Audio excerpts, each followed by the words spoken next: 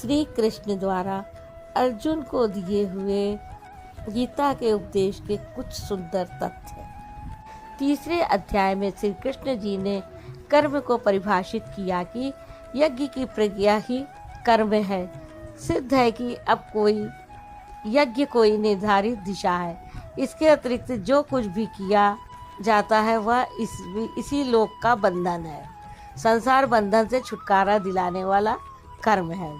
यज्ञ की प्रक्रिया ही कर्म है। जो नहीं करते वे पापायु आराम चाहने वाले व्यर्थ जीते हैं।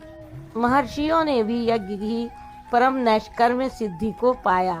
महर्षियों ने भी यज्ञ करके ही परम नैष्कर्म्य सिद्धि को पाया। वे आत्म तृप्त हैं, उनके लिए कर्म की आवश्यकता नहीं है। फिर भी ऋषियों ने मार्गदर्शन के लिए वे भी कर्म करते थे। श्री कृष्ण ने अपनी तुलना की कि मेरा भी अब कर्म करने से कोई प्रयोजन नहीं हो, किंतु मैं भी पीछे वालों के हित के लिए ही कर्म में बरतता हूँ। श्री कृष्ण ने स्पष्ट अपना परिचय दिया कि वे एक योगी थे। आसुरी संपत्ति कुरुक्षेत्र विजाति प्रवृत्ति को शनै शनै छांटते हुए ध्यानस्थ होते जाना ही युद्ध है। ध्यान में ही युद्ध है। यही इस अध्याय का सारांश है, जिसमें न कर्म बताया न यज्ञ।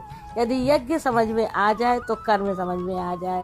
इस अध्याय में महापुरुष के प्रशिक्षणात्मक पहलू पर बल दिया गया।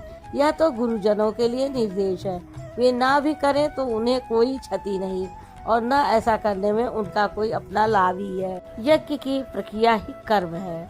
कृष्ण जी ने अध्याय 2 में कहा कि शरीर नाशवान है, अतः युद्ध करें। गीता में युद्ध का यही ठोस कारण बताया गया। आगे ज्ञान योग के संदर्भ में क्षत्रिय के लिए युद्ध ही कल्याण का एकमात्र साधन बताया और कहा कि यह बुद्धि अर्जुन के लिए ज्ञान योग के विषय में कही गई है। हार जीत दोनों दृष्टियों में लाभ ही है, ऐसा समझकर युद्ध करना चाहिए। अध्याय 3 में युद्ध का ही विशद चित्रण है। इस प्रकार श्रीमद् भगवद गीता का एवं ब्रह्म विद्या तथा योग शास्त्र के श्री कृष्ण और अर्जुन के संवाद में तीसरे अध्याय की समाप्ति होती है। राधे राधे।